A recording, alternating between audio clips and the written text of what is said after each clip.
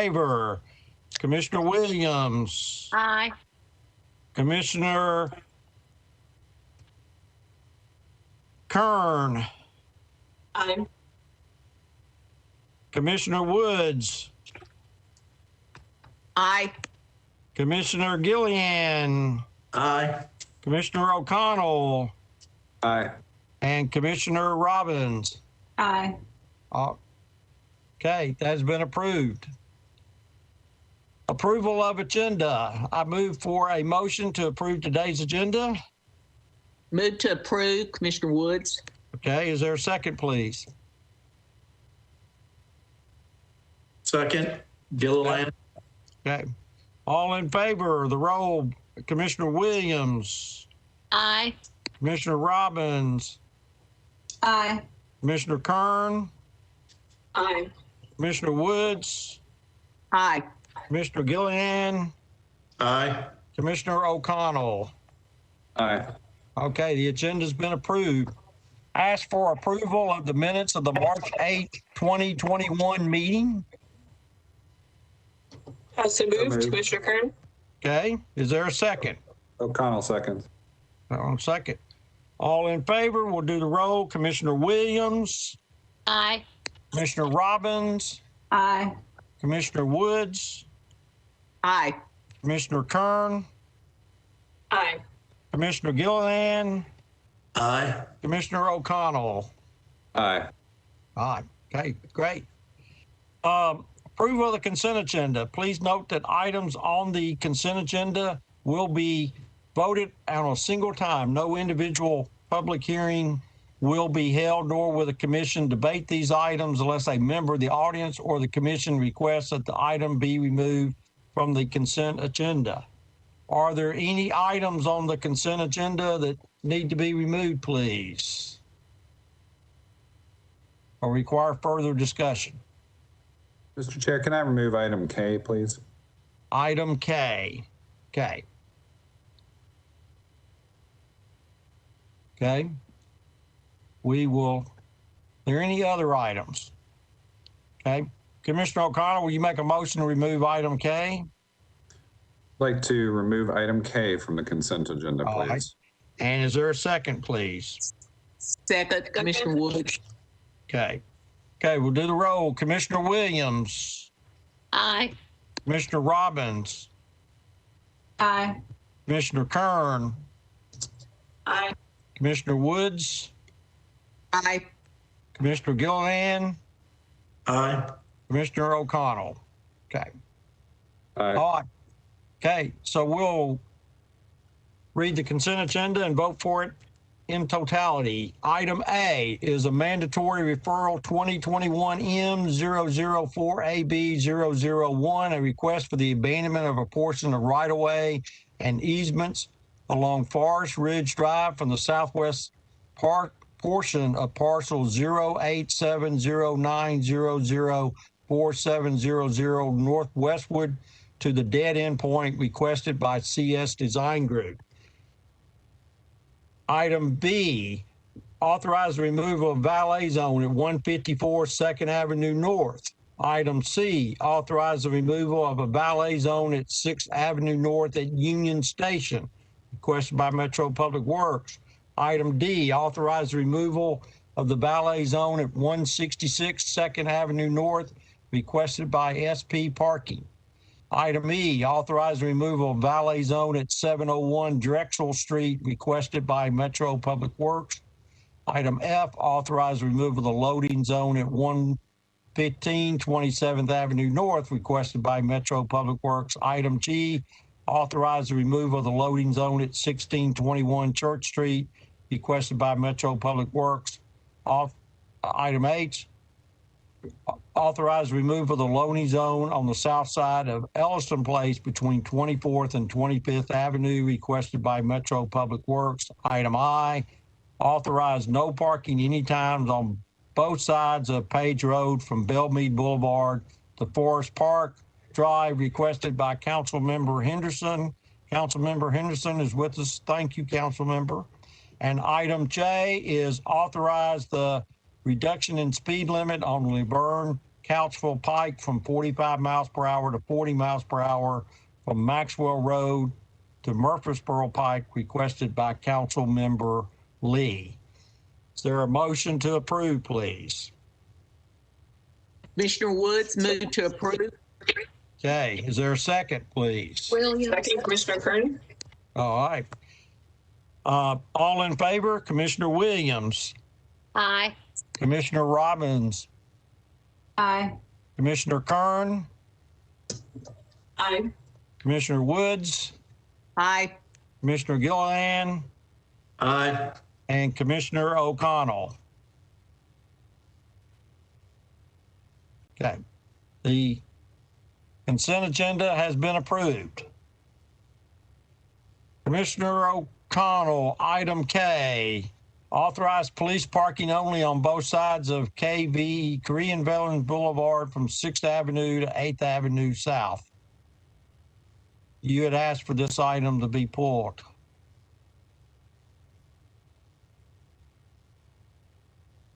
Councilmember O'Connell. Sorry, I had to step away for just a second to let somebody in the house. Where are we? We're on the item that you asked to be pulled. Perfect, yes. So on this one, I guess a couple things.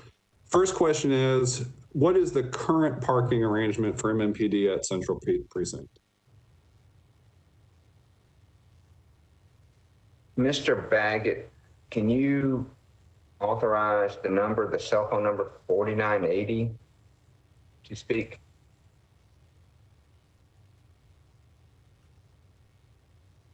Or Officer Gilliland, either way. Well, if we can get him on there, he'll know a little bit better about what the parking arrangements are. There's a parking lot right next to Central Precinct, but I don't think that belongs to the precinct. I think it's just allowing them to utilize it. Lieutenant Rogers, I think, is on here with us. If we can get him to speak, he'll know more about that. Chip, I don't have the last digits on the phone, so I don't know which is which.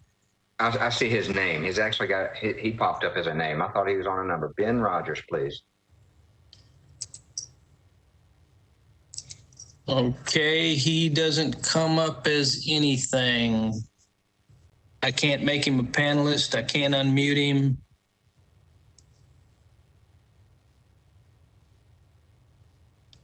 I don't know what to do with this one. That's okay. Officer Gilliland, that's Yeah. Currently, there's a small parking lot to the, if you're looking at the picture there, if you stand on KVB facing the precinct, to the right, there is a small parking area that will hold about 8 vehicles, if that many, probably not that many. Actually, Rogers is calling me now. Go ahead, Ben. All right, hey,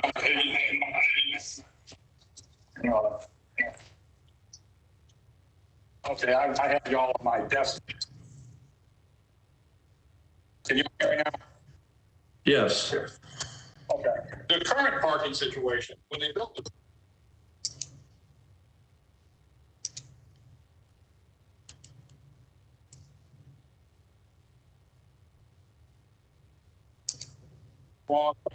developer, and it is slated to have a building put on it in the future. They're going through the process of getting that developed. We have had limited use of that parking lot just as a friendly neighbor, but we do not own that parking lot. It is not Metro government property. It is owned by a private citizen. And that's the small parking lot right to the right? Yes, if you were looking at the building, there is a small parking lot to the right that is accessible through at the dead end of 7th Avenue North. Yes. That parking lot does not belong to the city. It belongs to a private developer. Same with the grassy triangle there on the west side of 7th Avenue. That is also private development property that is not owned by the city. Cars are often seen parking there, but they charge them through a private contract parking company. Again, it is not owned by the city. The city does not, or the police department does not have any designated parking officially, other than we've been working with Public Works to get permits on a regular basis. And we've had the meters on Korean Veterans bagged with the red bags and coned off with signs posting it for police parking only, because ever since this building's been built, there is no place to park directly in front of the precinct or anywhere around this. We have access cards for the Music City Center garage so we can park our cars overnight. But as officers are coming and going from the roll call, as we have citizens coming to the precinct to make reports, to assist us in investigations as witnesses, we don't have any designated parking for anyone to come and park with us other than parking at one of these metered spaces that had been bagged for the police department. So there has been no, I would say, revenue generated from these areas because we've had them bagged for ever, essentially. We're just trying to get it officially designated so we can end the red bags, cones, and get the proper signage posted so that the signage will match the actual usage as it's been, if that makes sense. It does make sense. And I think you kind of answered my other question is, you know, I understand there were a lot of complicated arrangements with the design and construction of the convention center and the NES facility right around the corner from y'all. And obviously we want to make sure that officers can appropriately use the precinct that we designed for y'all. Cause I still remember the old one at the Bridgestone Arena, right? I mean, this is obviously there's a tight footprint in urban areas, but I just wanted people to be aware. I mean, this is a facility that was designed with no parking, but this is not the kind of facility that you can reasonably design with no parking. And so we're looking at a couple different things here, right? We've got parking spaces available for overnight parking, but that do not correspond to the day-to-day use of the facility from a public safety perspective. We've got officers that obviously need to have right out front parking to the facility. And I think this is a mostly reasonable use, but what it's doing is instead of actually having parking designed into the facility, is we are now taking up right of way that was originally supposed to be part of the revenue horizon for the area right around the convention center. I understand the point that we have not been generating revenue there for at least a little while as parking needs around the facility have changed for redevelopment purposes. But the one thing about this that makes me uncomfortable is that we have been basically for the years that since the convention center has been developed and since Central Precinct was relocated and redesigned, is we've been operating in a state that couldn't be anything other than temporary. And I don't know that I consider this a permanent situation, and I don't know how to best serve the officers of Central Precinct and also the city for the long term. I mean, I don't think that we have a lot of choice as a commission today but to do this. But boy, I mean, if I had the chance to design this situation from scratch, this is sure not how I would do it. Well, anytime y'all want to build this nice big building with a large parking facility, I'd vote yes. Yeah, I wasn't on council at the time. I sure wouldn't have approved this design. I mean, I would say, I guess I go into this vote fully thinking that what we need is to figure out if there is a better permanent parking option that will serve Central Precinct, including looking at the redevelopment scenario. Could we expand that footprint, get some kind of easement arrangement with the private property owners, whatever. I mean, there are a couple different ways that are worth exploring, and I would encourage public works staff and I guess potentially emerging DOT staff to explore this as redevelopment in the area continues. Okay. So is there a motion to any other discussion on this? I'll move to approve. Okay. We have a motion to approve. Is there a second? Second, Gilliland. Okay. All in favor? Commissioner Williams, Aye. Commissioner Robbins, Aye. Commissioner Kern, Aye. Commissioner Woods, Aye. Commissioner Gilliland, Aye. Commissioner O'Connell. Aye. Okay. Thank you. It looks like an issue to revisit in the future.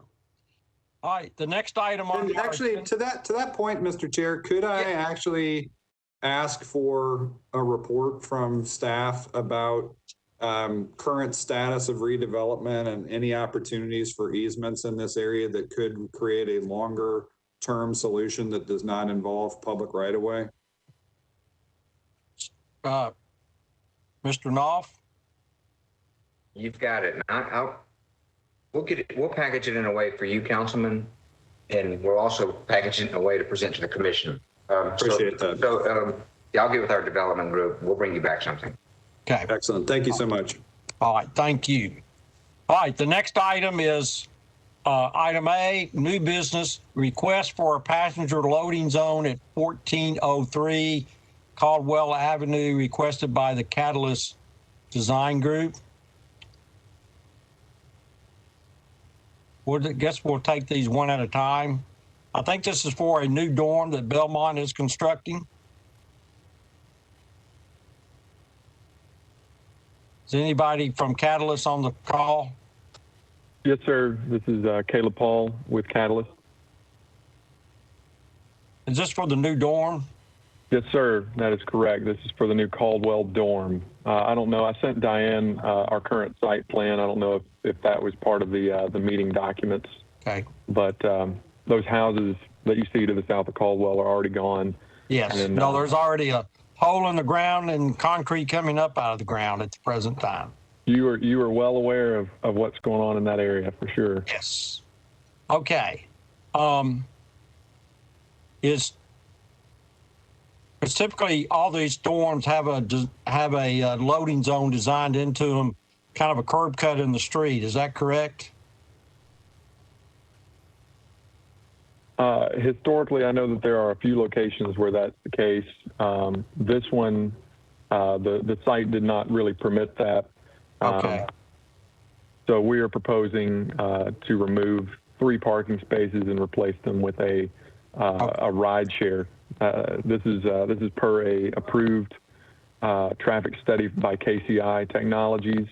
Their recommendation was to remove at least 3 parking spaces. Currently, Caldwell has residential parking on both sides, as you can see in the image on the screen. Right.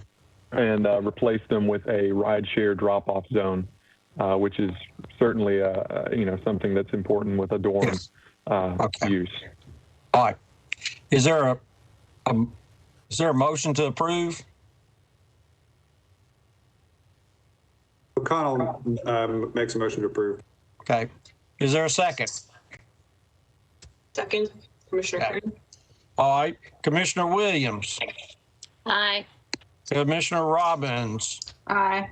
Commissioner Kern. Aye. Commissioner Woods. Aye.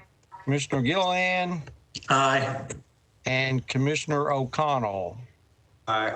Okay. And point of order, Mr. Chair, would you Yes. mind taking item E out of order just in case I have to leave a little early? Okay. Well, why don't we go ahead and take item E? Item E is Perfect. to appeal staff denial for an all-way stop at Buchanan Street and 7th Avenue North, requested by yours truly, Commissioner and Councilmember O'Connell. Okay. Staff, do y'all want to provide comments first? Sure. Derek Hagerty, Public Works. Let me get my camera on here. All right, Corby, can we go to the next slide, please? All right, so I took a look at this intersection. As you know, by code, we follow the MUTCD. These guidelines come out of section 2B.07 of that document. 2 things we're mainly looking at are volumes out there and crash history. Volume-wise, very, very low.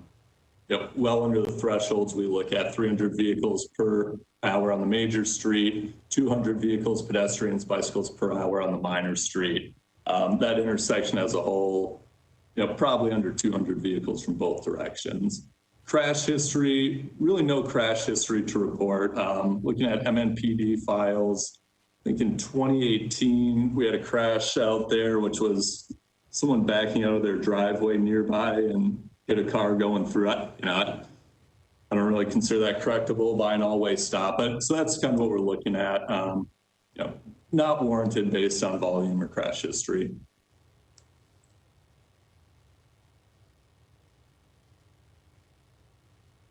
Mr. Chair, I'm happy to provide some extra context. I guess what I would do is first, let me make a motion to approve, and then I'll offer some contents on discussion.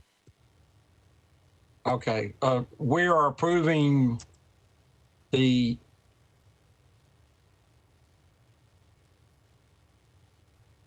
an all-way stop, or you approve?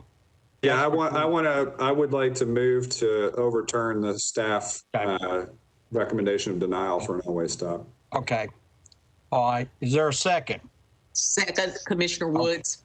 All right. Let's have some discussion. You want to provide some context, please? Sure. First of all, I want to, this is just a process issue. I submitted this basically right at the end of the January commission meeting, and also submitted one for 6 in Buchanan. Didn't hear back from staff for several weeks, followed back up and was basically told I should have submitted through Hub Nashville. Now, I will tell you, I submitted both of these requests on behalf of area constituents and neighbors who have concerns, which I'll share in a second. But I think it's going to be important that maybe staff, and I'm happy to do this on behalf of staff, give council some guidance on how to submit on behalf of their constituents. I was basically told I should have used Hub Nashville, but I know for having sat on council for now going on 6 years and on this commission for going on 2 years, that not all of my colleagues have done this, and yet somehow they have managed to get appeals in front of this commission without being kind of instructed that they did it wrong.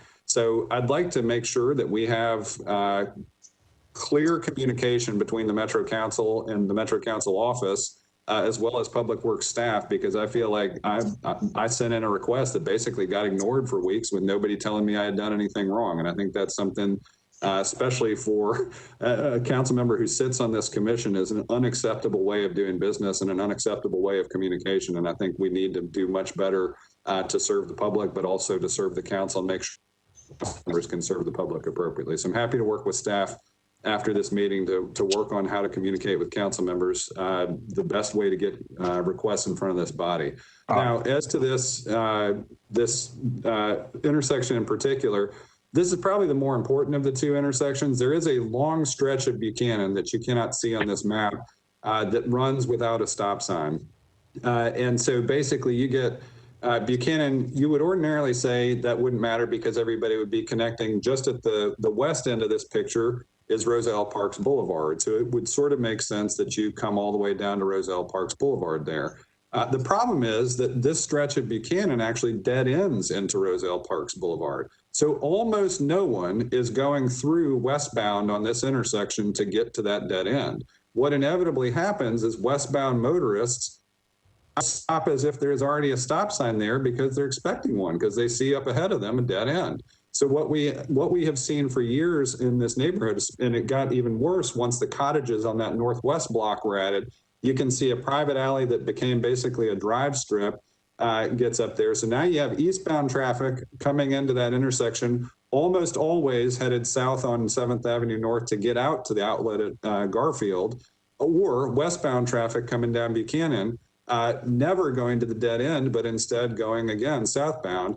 Inevitably, people coming westbound and eastbound into that intersection stop as if there is already a stop sign. And so you wind up with motorist confusion and an actually unsafe intersection for pedestrians. We walk through this intersection all the time. And as anybody on this commission knows that has dealt with pedestrian safety, one of the worst things to have happen is actually for motorists to be in a confused state where then you are having to make eye contact with the motorist to see them wave you on rather than having the appropriate stop and allowing the motorist to continue. So I would strongly encourage commissioners to authorize the four-way stop here, as motorists seem to be expecting one anyway. So appreciate that. We'll open to any further discussion.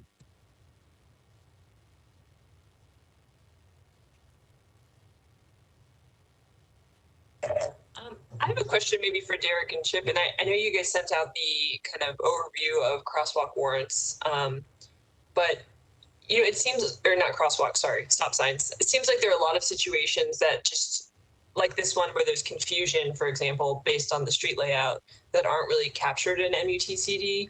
Or at least in the warrants you laid out, Derek, are there any other guidance in terms of other circumstances that could apply or is it just, I guess it seems like this comes up a lot where there's something that seems to not warrant, but there's a really good reason why it's confusing for drivers.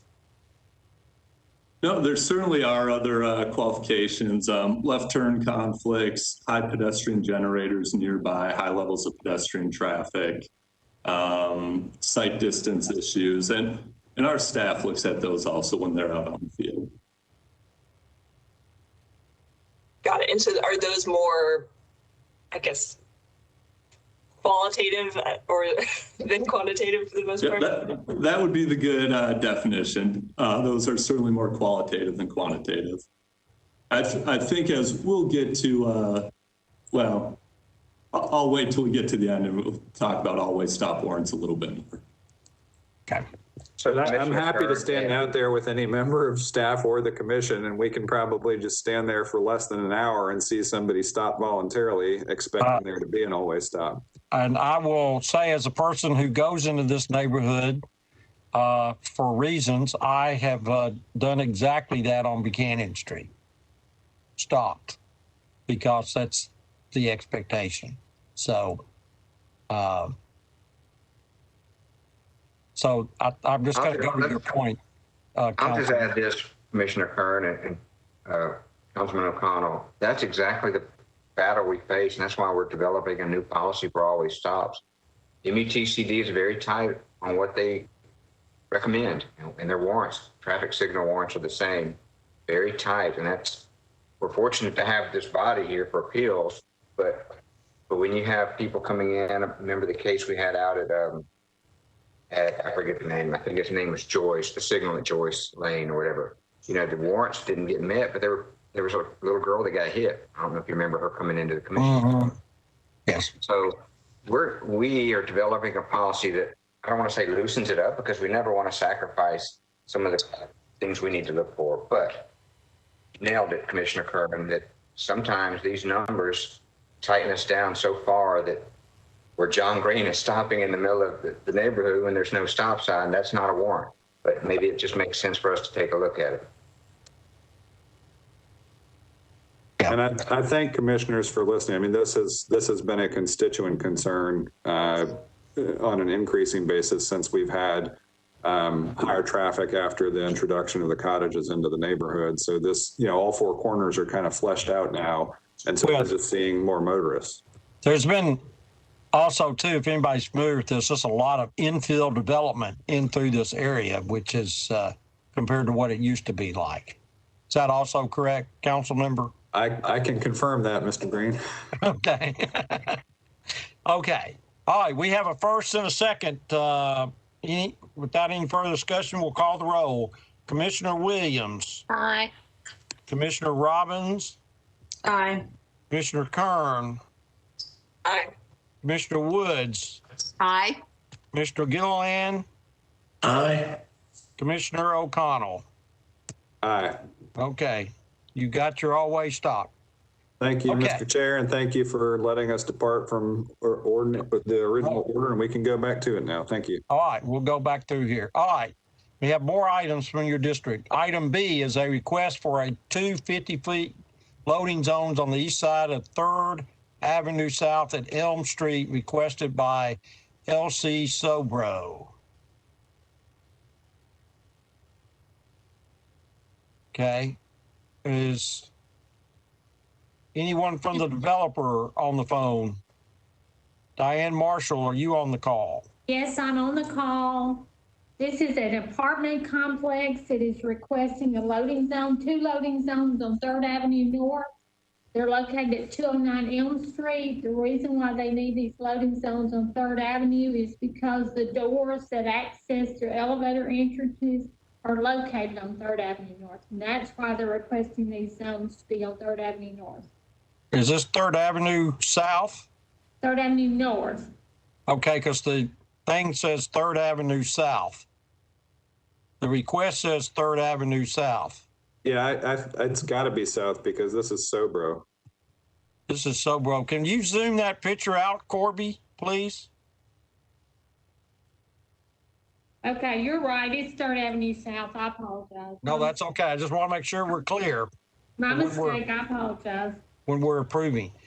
Okay. Is there a motion to approve this loading zone?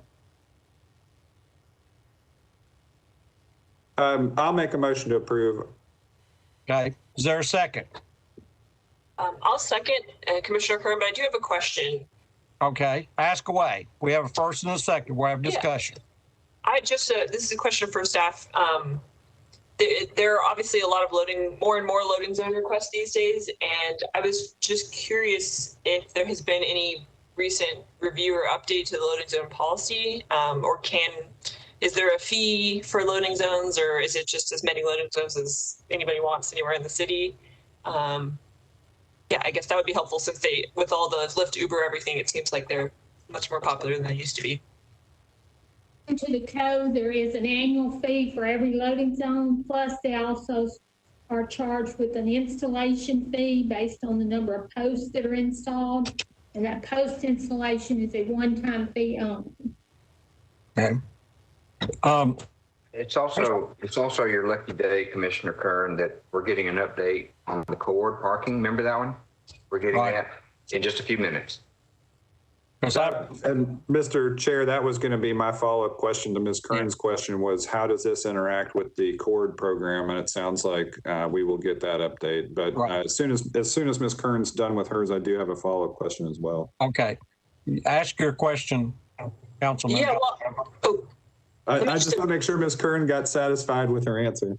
I guess just a final comment is, since we are reviewing the valet policy and, potentially increasing fees to that, it would make sense that the loading zone would at least have a similar structure, similarly a curb space that the city could be putting in parking meters that we might otherwise be giving up.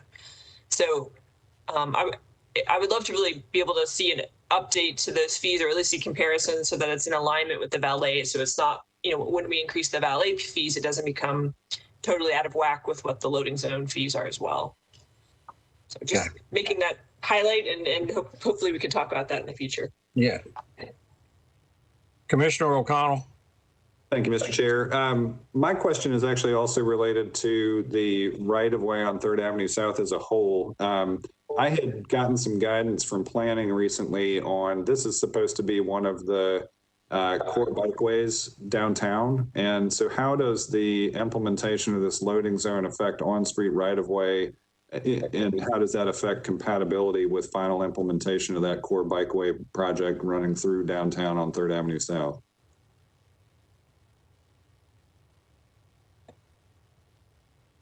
Would someone from staff like to address that? Mr. Haggerty?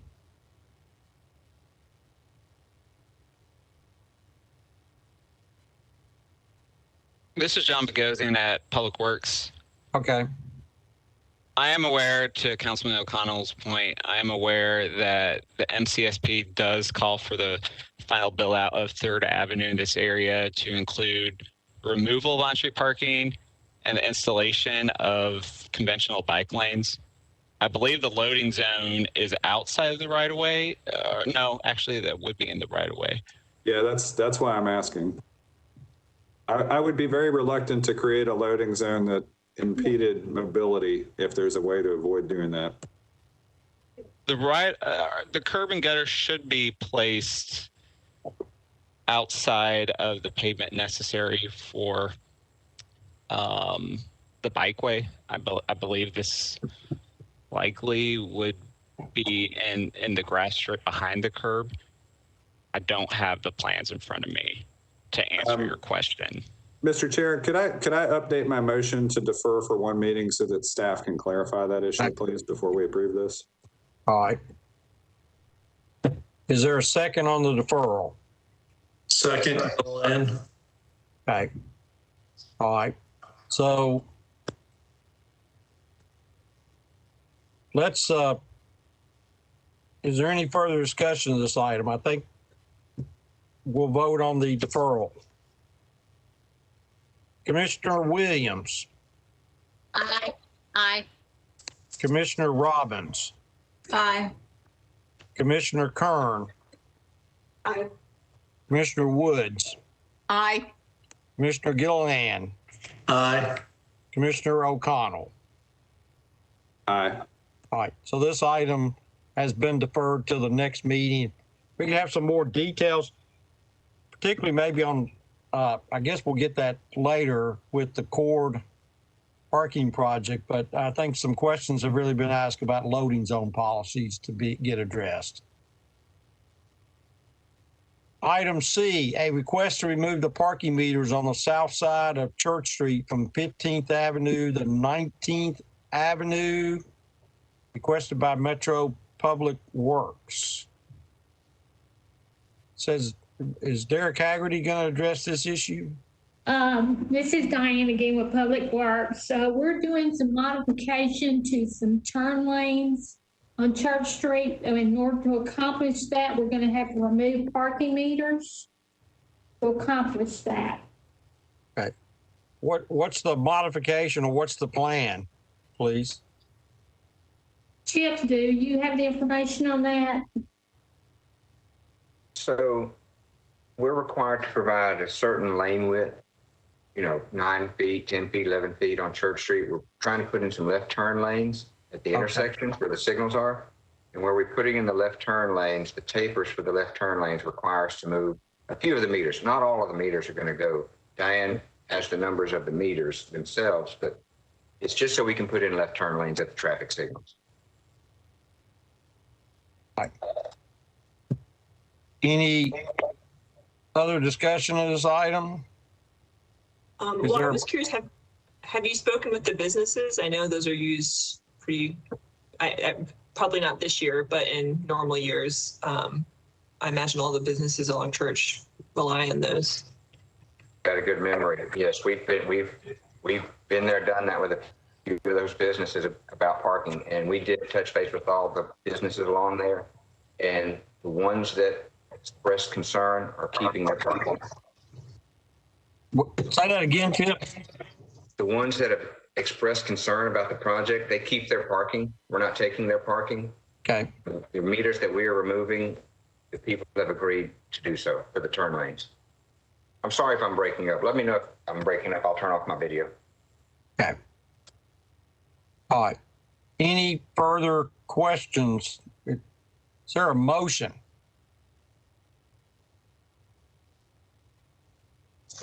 I guess To approve, Gilliland. Okay. I had a second question. Okay. I'll second so we can get to discussion. Okay. We have a first and a second. All right. Commissioner Kern. Sorry, thank you. But I was curious about whether or not pedestrian safety was taken into account in what you guys are considering, because I know there have been a number of crashes there, and some people have reached out to us about how difficult it is to cross, particularly at I think it's Church and whatever, McMillan, kind of where there's that crosswalk with no signalized intersection. Well, I'll go back and look at the timings and the safety of the crosswalk. What we were concerned about is the left turn crashes that we're seeing where people are trying to squeeze through gaps as opposed to just sitting out of the way and they're only a refuge area in the left turn lane. But I'll go back and look at the crossing times. I know I've looked at the one, I think it's the 17th where their bars are, Tribe and all those bars. I've looked at that recently. But I'll go back and look at the pedestrian time in this corridor. That's great. Yeah, I just think if, the more we can combine the projects, that I think that had been a high crash corridor in the past. Okay. Are there any other questions, discussion points? Okay. Not, we have a first and a second. We'll call the roll. Commissioner Williams. Aye. Commissioner Robbins.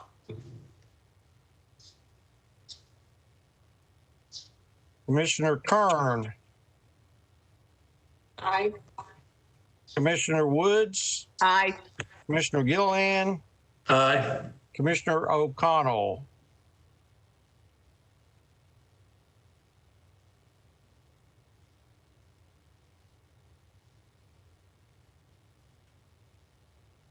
Aye. I will vote aye, because we need 5 votes. The motion passed. Okay. Next item. A request for a 3-space valet zone at 1400 Adams Street. Operating hours are 5 p.m. to 1 a.m., 7 days a week, requested by Parking Management. Ms. Marshall. Okay, this valet zone is located on Adams Street. It is off of Van Buren. Application has been received. We've reviewed it, and staff recommendation is for approval. The application, the valet operation will be 5 p.m. to 1 a.m., 7 days a week. Does anybody know what kind of business this is? Is it a music venue? Based on the application, it is a restaurant. Okay. All right. Okay. Is there a motion to approve? I'll move to approve. Okay. Commissioner Kern, is there a second? Is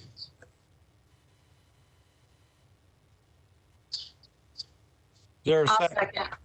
Okay. All right, we'll call the roll. Commissioner Williams, Aye. Commissioner Robbins. Aye. Aye, okay, you're back. Okay. Commissioner Kern, Aye. Commissioner Woods, Aye. Commissioner Gilliland. Aye. Okay. Commissioner O'Connell, I think he dropped off. Are you still there? Okay. 5 votes, it's passed. This item's been approved. The next item on the agenda are 3 deferred business items. It's my understanding from staff that there's a request for deferral on all 3 of these items. Is that correct? Chip Knopf. That is correct. Councilmember Sledge contacted me. Can we ask for a indefinite deferral on A and B and a 1 month on C? There's a little confusion on item C, so I might need to talk about that again next month. Okay. So moved, Commissioner Woods. Okay. Is there a second? Williams, second. All right. Is there any further discussion? Okay. So we'll do a roll call to indefinitely defer item A and B and defer for 1 month item C. Commissioner O'Connell. Aye. Commissioner Gilliland. Aye. Commissioner Woods. Aye. Commissioner Kern.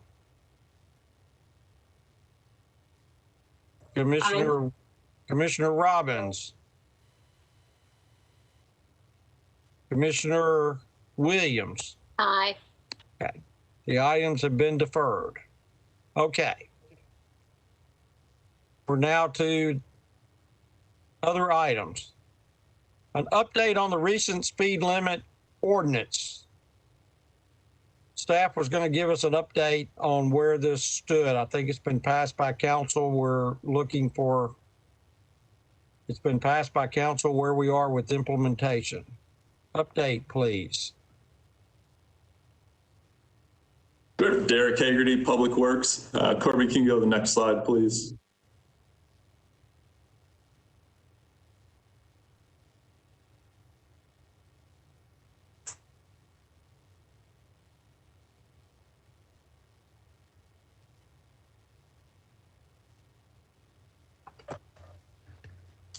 Hey, Derek, I don't have those in the presentation. Here, I can, if you can give me the ability to share, I can pull it up.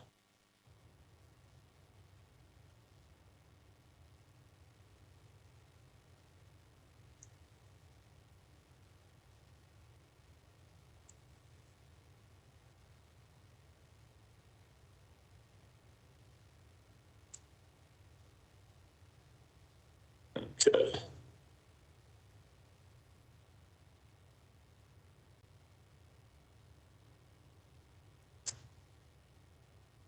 All right, sorry about the technical difficulties. Is everyone able to see my screen?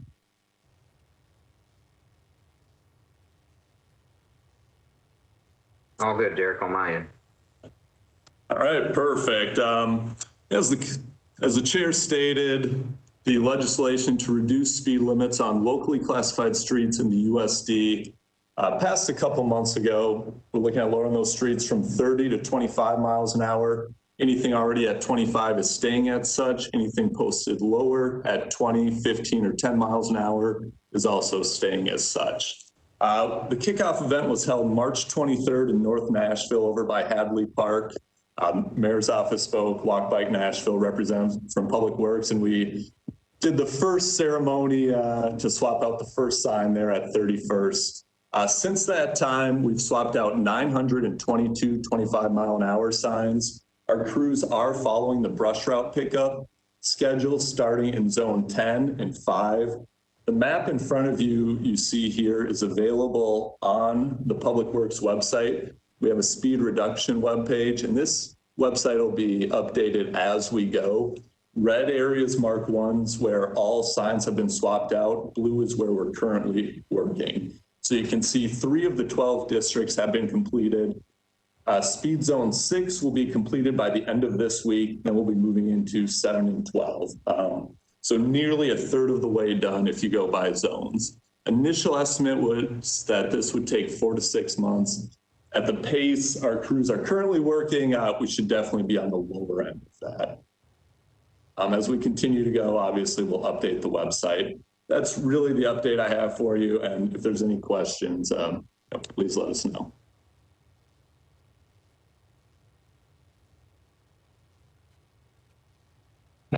Any comments, questions from folks?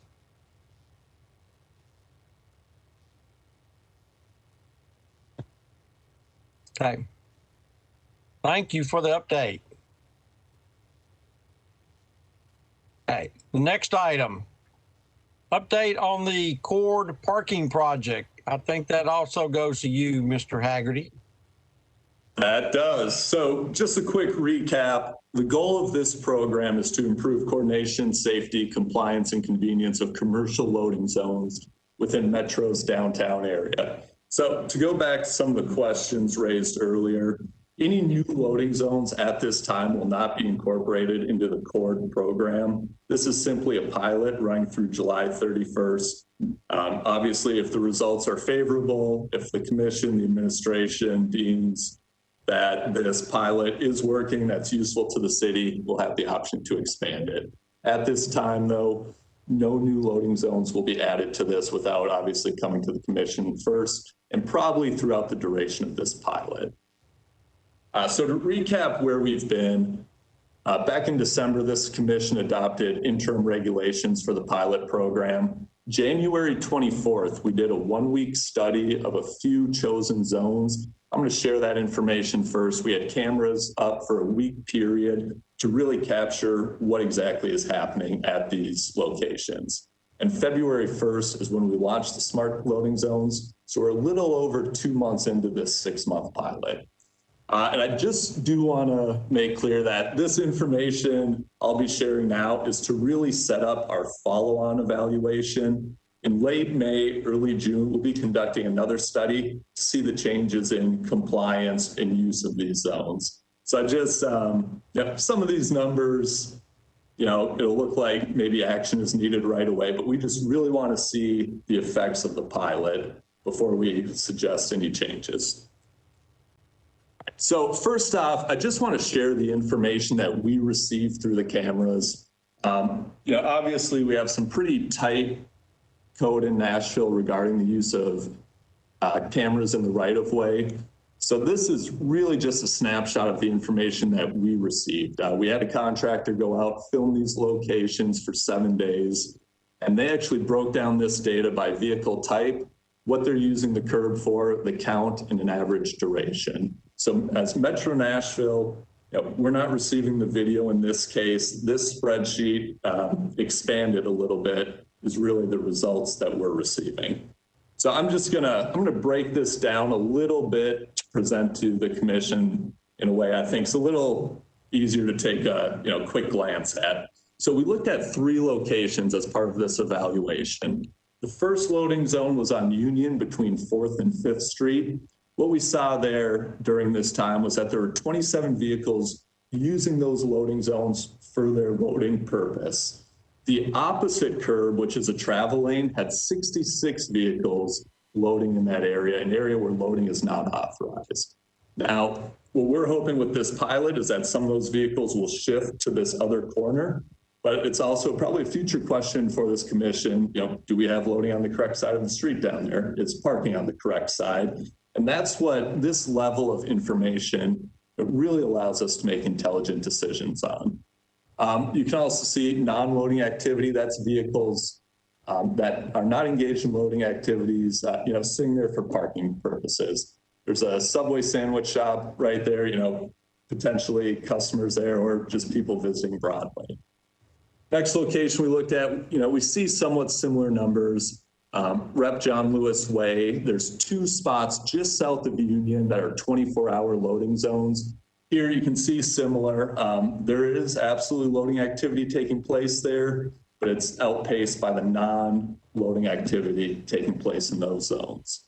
Finally, there's one parking spot, or there's a stretch there between the mid-block crosswalk that leads to the arcade and those 24-hour spots where it's just loading from 7 to 10 a.m. Numbers are similar there. We do have some loading activities there, outpaced by non-loading activities in those zones.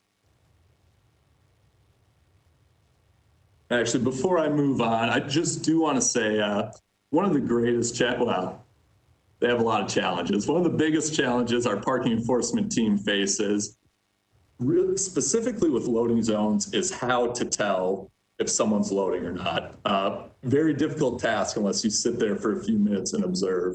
And obviously, I think everyone here knows we have 5 enforcement officers. They have their job cut out for them. They can't always sit there and wait. So one of the advantages of this program is that those smart loading zones have to be booked through an app. Our officers kind of see the backside of that app. They know who's booked. So this app really allows them to focus on that enforcement aspect. They can see if this person's booked this spot for loading, which saves them time. And we think will really help increase compliance. Obviously, though, we'll wait till we see that data to make any sweeping recommendations. So February 1st was launched. Prior to that, and during the first few weeks, we really focused on outreach. Our enforcement officers were carrying palm cards similar to the one that you see on the screen here. The flip side was the same information in Spanish, help try to reach as many drivers as possible. Anytime we saw someone in these loading zones, either right before or just after they changed over, this card was handed to the driver, along with some contact information. You know, there's a website there with some more information just to help get the word out. Downtown Partnership has been fantastic working with us as well. Their ambassadors have also been informing drivers in those spots, passing out palm cards, flyers to nearby businesses, and they've even included this program in their newsletter. They're involved in the weekly meetings with us. So just a really good way to have them in touch.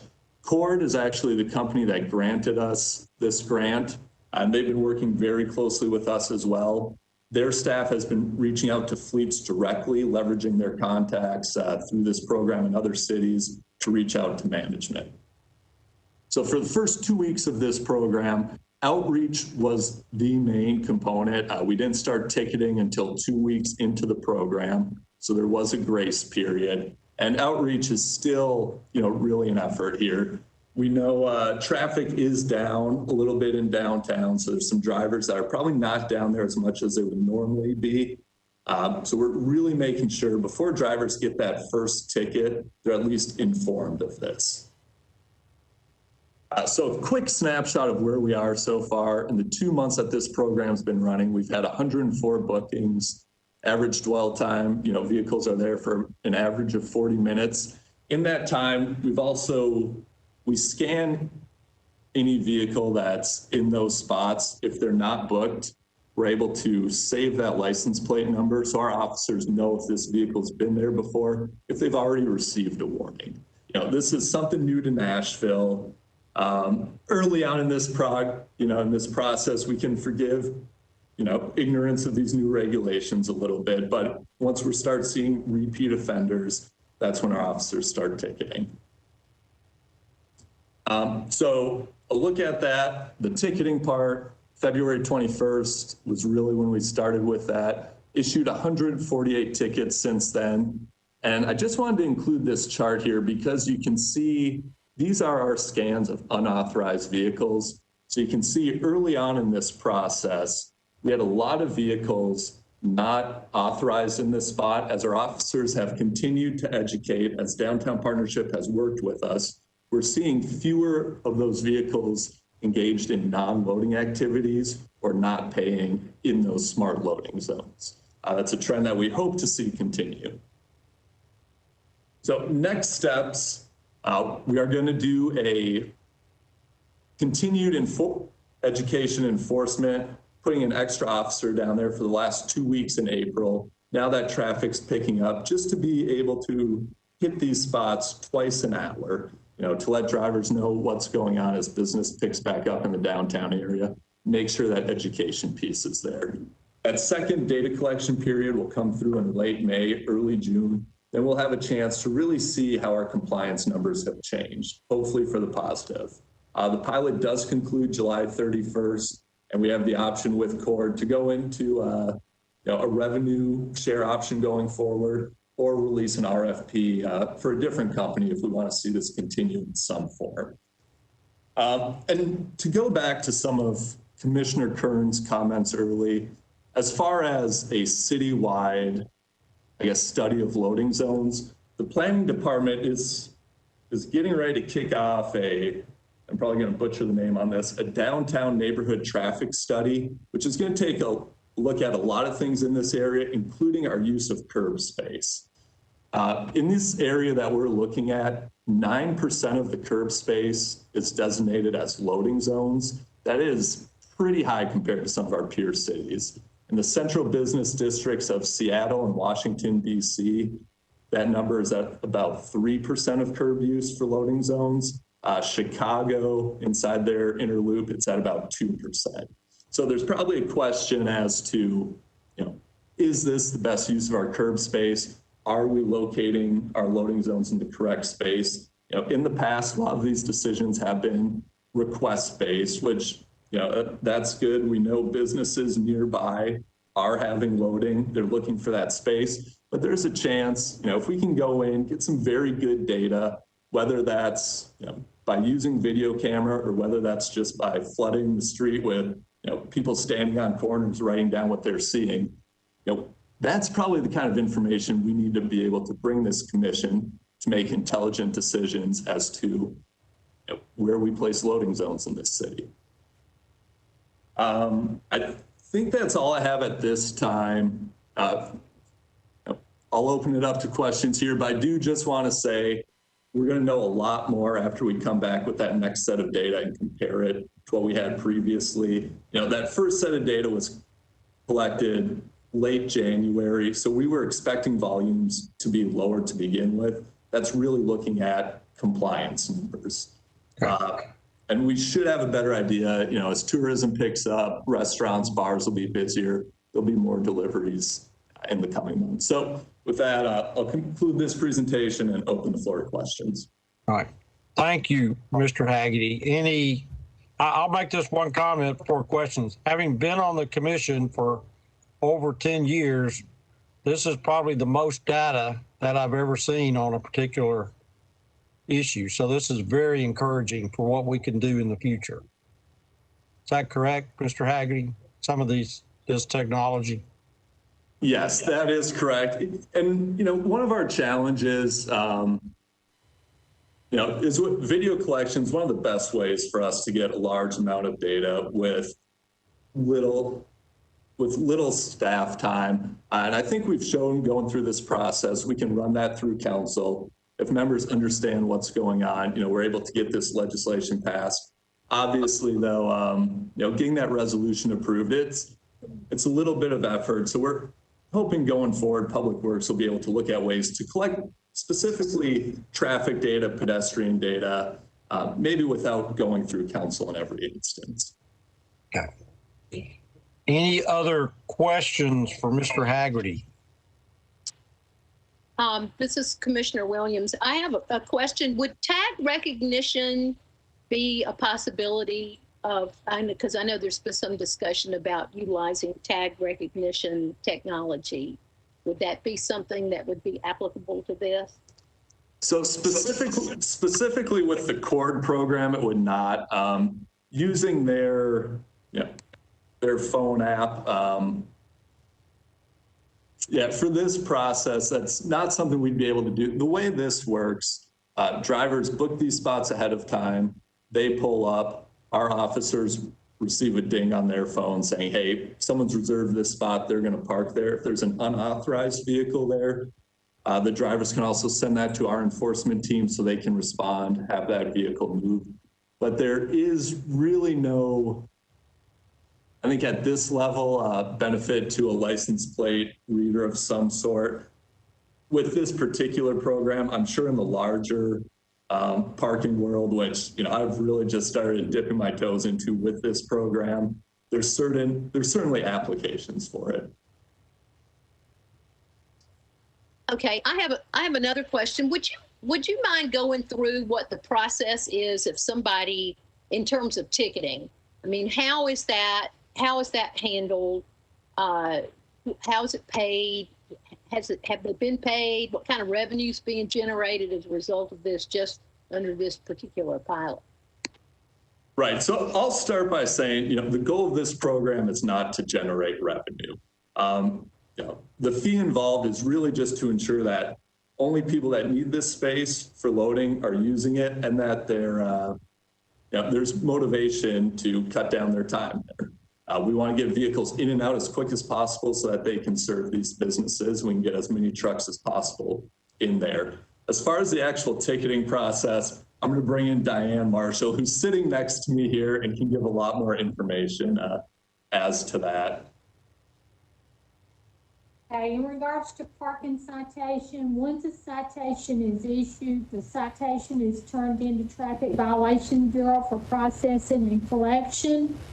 If someone wants to appeal a citation, they schedule a court date with Traffic Violations Bureau and they appear before a judge, and the judge is the only one that has the authority to have any citations dismissed.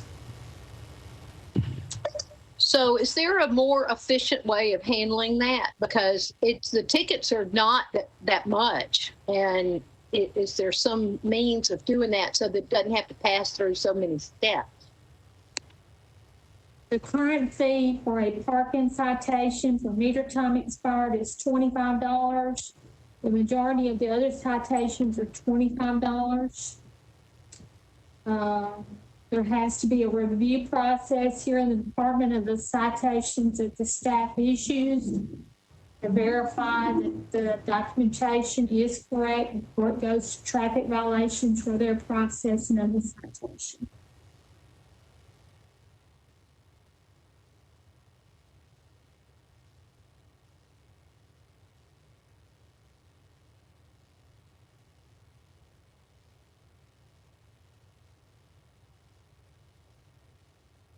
I have one more question.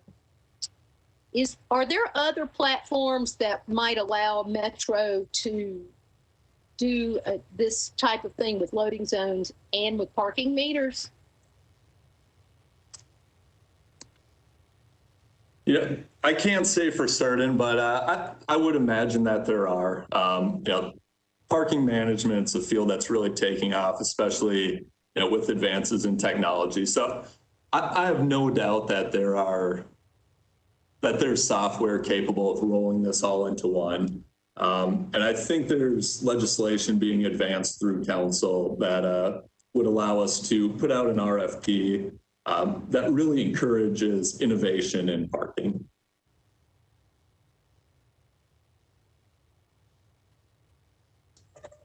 I have a couple of questions. Yes, okay. Go ahead. Derek, are these loading zones commercial only, or do we have a difference between commercial and passenger loading? We do. These are commercial loading only. And the definition of that, I have Diane here in case I butcher the code, but it's essentially anyone loading or unloading goods or merchandise. Your bulky to carry by hand. Yeah, anything too bulky or heavy to carry by hand. We do have some passenger loading zones throughout the downtown area, but I think that's also something that has to be looked at in that downtown neighborhood study. For the purposes of the numbers I presented earlier, if we did see pickup or delivery, I did include that as a loading activity just because it fits well. It's not 100% by code what we're looking for, but closer in the spirit than a vehicle parking and staying parked. Yeah, I think I would be curious what percentage of that 9% of curbs are passenger loading compared to business or commercial loading. And I think it would be particularly helpful as we make decisions like the two we had on the agenda today, which, if it's in front of a hotel or it seems to kind of be in lieu of a valet, spot, perhaps, it might need to be looked at differently than a place that has a lot of different businesses using it to unload goods for brief periods of time. So I guess I hope that, would love to see that considered in the traffic study for downtown, the differences between the two and how we might structure fees around each separately. Absolutely. And I do just want to clarify that the 9% I'm talking about is specifically for this pilot area, which is 1st to 5th, Broadway to Union. That's obviously a very dense area. If we expand that a little bit, I'm sure that 9% number would fall some. Okay, that's good to know. It's great to have all the data. I agree with Commissioner Grant as well.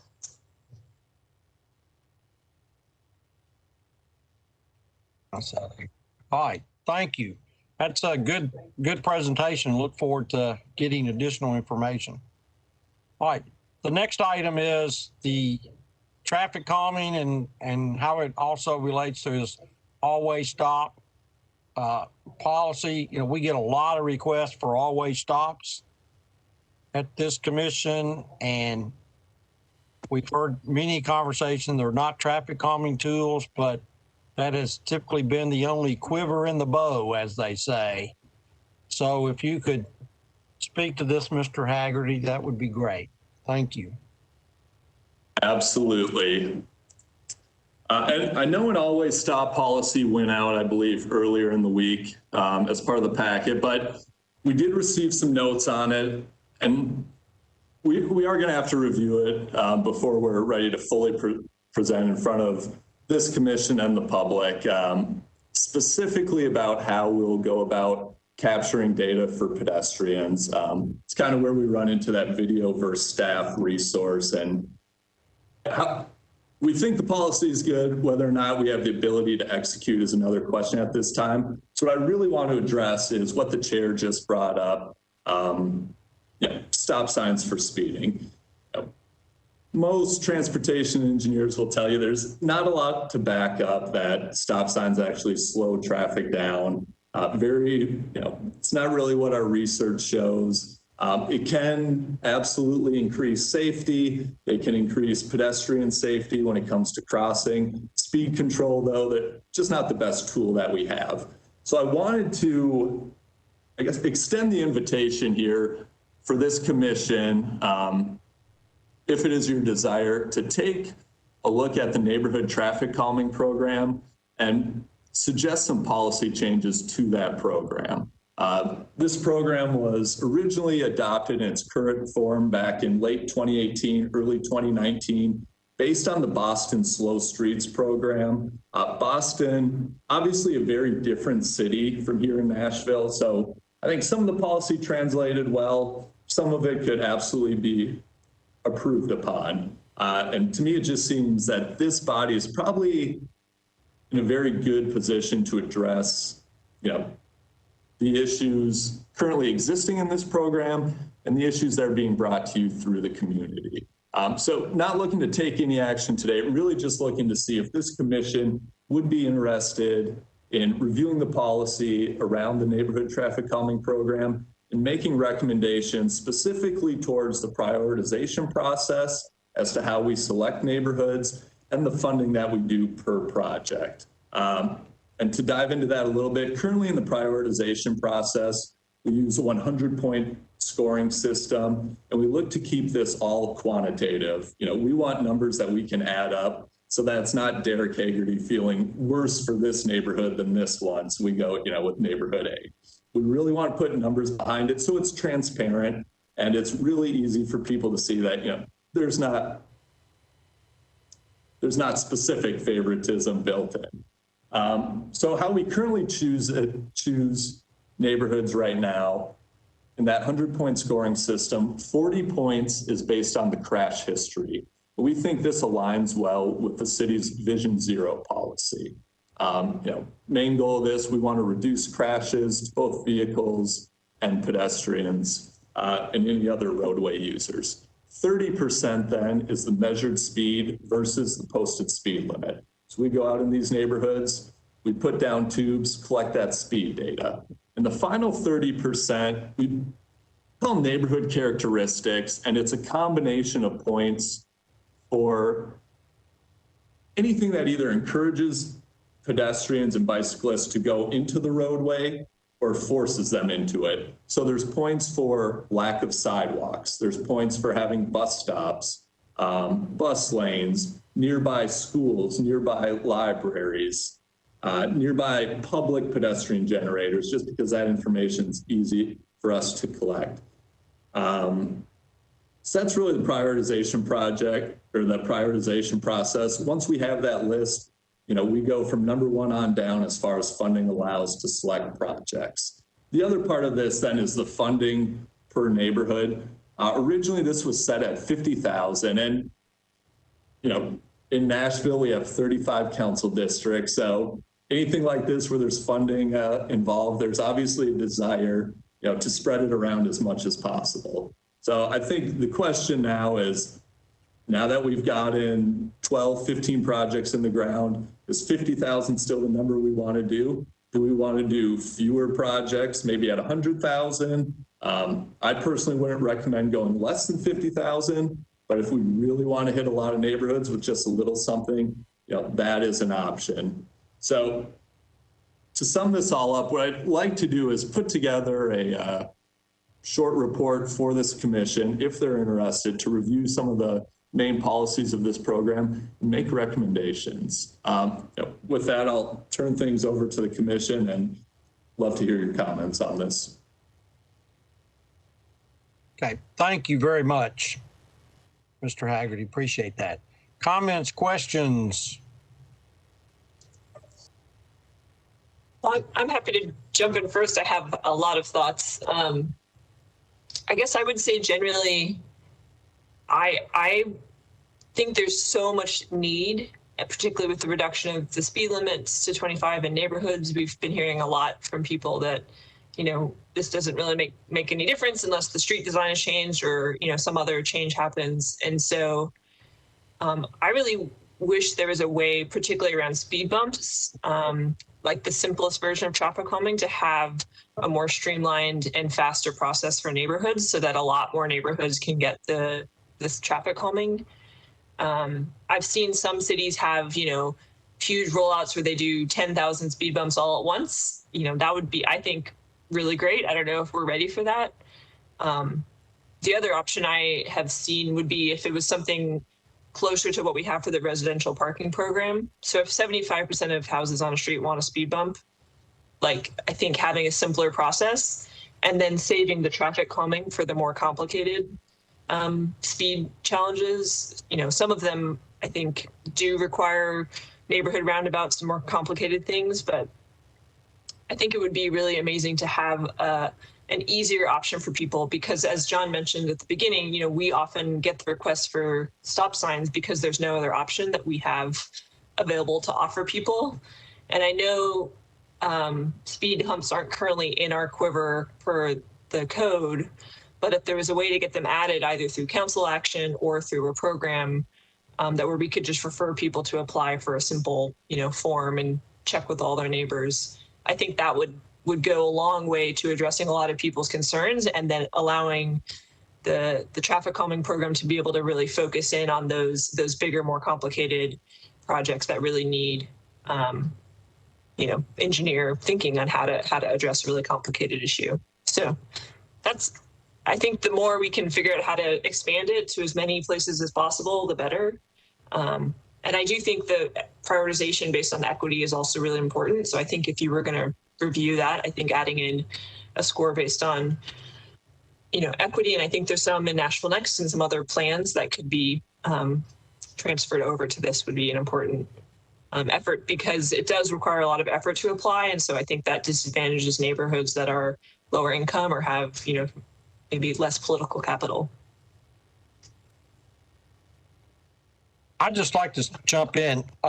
Commissioner Kern, that is an excellent idea about, an application process that's a little simpler, more, because I remember as the residential permit parking application became simpler, there were more applications, not necessarily they were unnecessary, but because it was easier to do it, and you could put permit parking where there was a need, because most of the time the people on the ground who live on the streets have the best sense of the need. So I just kind of like to second Ms. Kern's comment that if there's some way to,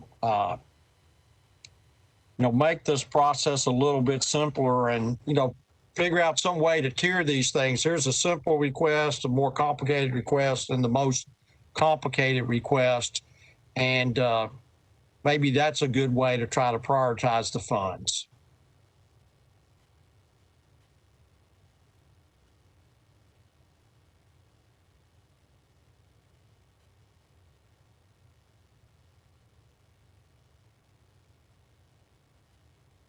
Any other comments? Mr. Abbey, go ahead. Chairman, I have one. Yeah, I'd like to know what Public Works' position is on adding speed humps to neighborhoods with emergency vehicles. Great question. So what we typically use, and I'm going to do my quick definition overview, which I think a few of the commissioners have heard a couple times, but the phrases we typically use are speed bumps, speed humps, and speed cushions. A speed bump is what you'd find in a Home Depot parking lot. You have to come to a stop, you go over it. We would never put that in on a public street. Number two is speed humps. These are ones that go all the way across the street. There's a little rise in them. You have to slow down to go over them. Speed cushions are what we primarily use as part of this program, and there's gaps cut into those to allow vehicles with wider track widths to pass right through. So fire department vehicles, ambulances can go right through those without having to slow down. We've talked with the fire department. They have not proven to be issues in the past. Now, Mmpd, with their cars, it will absolutely slow them down, but for those larger emergency vehicles, it won't affect their speed. These are 72 inches wide. So even if you have like an F-250, I think their track width is about 70 inches, you'd still have to slow down to go over it. Thank you. Any other comments from members of the audience or, Council Member Henderson has her hands up. Ask away, Council Member.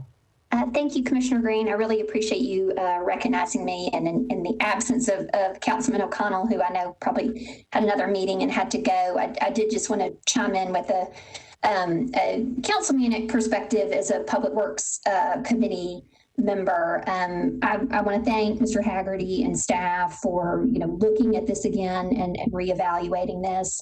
We brought this program in-house.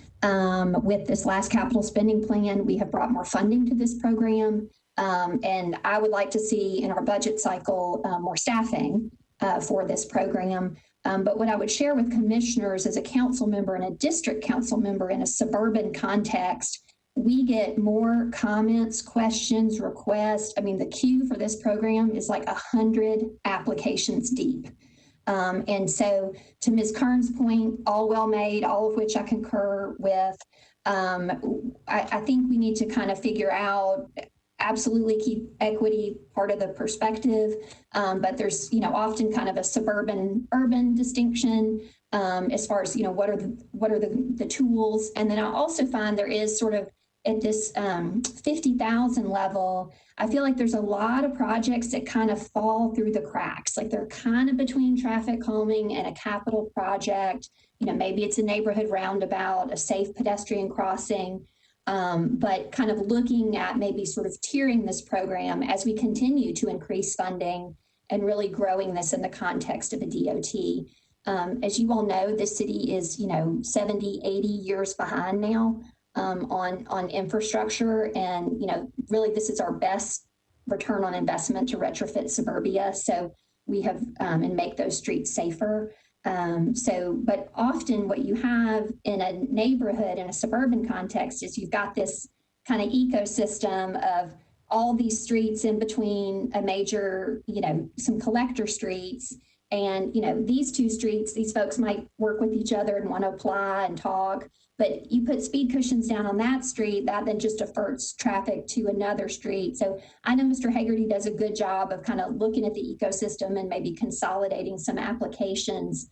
But I had an experience kind of at the transition of this program out of consultancy into our department where, the need was kind of on a bigger scale, proximity to a commercial district, to a school, wanting to do cushions on multiple streets, but it really was over the threshold of, and so we backed it down to a particular street that it made sense on. But I think, revisiting this and continuing to kind of get some feedback and input, respect absolutely the commissioner's feedback, but want to also ask respectfully for those of us on Councilman O'Connell's committee, Traffic, Parking, and Transportation Committee of the Council, Public Works Committee, just making sure that there's some good councilmanic input in both, suburban and urban contexts, USD, GSD. I think we all are just, our inboxes are full and our voicemails are full of questions and feedback on this program. So thank you so much. Thank you, Council Member. Question, in the budget, is traffic calming only considered capital projects, or has traffic calming, components of traffic calming in the yearly operating budget? It's in the capital spending plan. A few years ago, council asked to make sure that it had its own distinct bucket for accountability and understanding. I would say it was a little difficult. Mr. Hagerty, you can probably speak to this because we had some frozen funding from a previous year, and it was sort of hard to read the capital spending plan this year to understand specifically how much. I think the administration in a post-CSP press release put out that number. Yeah, it's a designated amount in capital spending, whereas, the operating side of that is like with, Mr. Hagerty's staff time or hopefully additional staff. But I'll defer to Mr. Hagerty on that. Yeah, and I'll just say I'm an engineer one at Public Works, so some of that big financial level is beyond my grasp. But yeah, it is a capital. It is capital funding, so it is up every year. The numbers can vary as far as what we'll get in the program year to year, and that's similar. I think for most activities we do in Public Works. Paving, sidewalks, signals, traffic engineering. Okay, thank you. I think Commissioner Woods has her hand up. Commissioner Woods. Yeah, thank you, Chairman Green. I want to thank you for this great presentation, and I'd also like to go on the record hoping that we get more budgeting for and money for staffing at our friends at Public Works. Okay, thank you. Councilmember Henderson, did you have some more comments to make? Oh, your hand is still up. I'm not sure hopefully we'll be meeting in person soon. So, all right. Any other comments from staff, members of the audience? Okay. Mr. Hagerty, as always, thank you for your time and your presentation. So when's the next round of applications for traffic calming program going to be announced, please? Well, the next round of applications will be in July. As far as the next selections, we're meeting with our data collection consultants next week to start, hopefully get on their calendar to go conduct the speed studies, that feed into our prioritization model. Don't have a timeline yet as to when those projects will be selected, though. Okay, thank you. All right. Does anybody have anything else for the good of the group? Legal counsel Custonis, do you sense that we'll be meeting in person next month?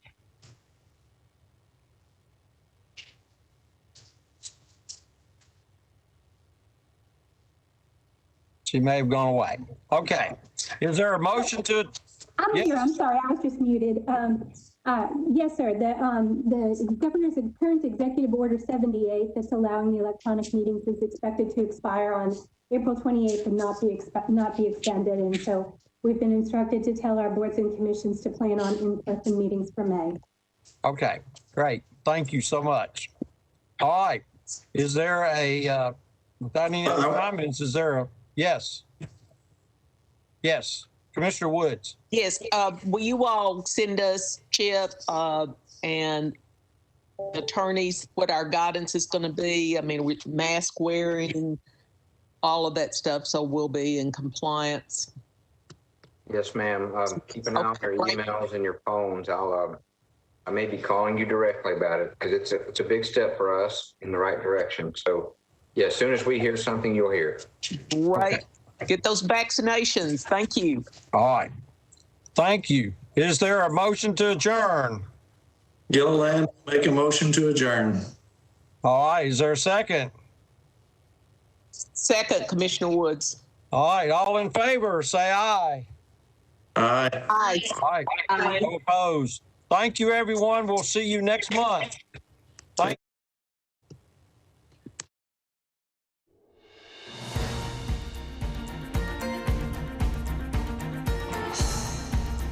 This has been a service of the Metro Nashville Network. If you would like to see this presentation again, or for more information about this and other programs, visit nashville.gov.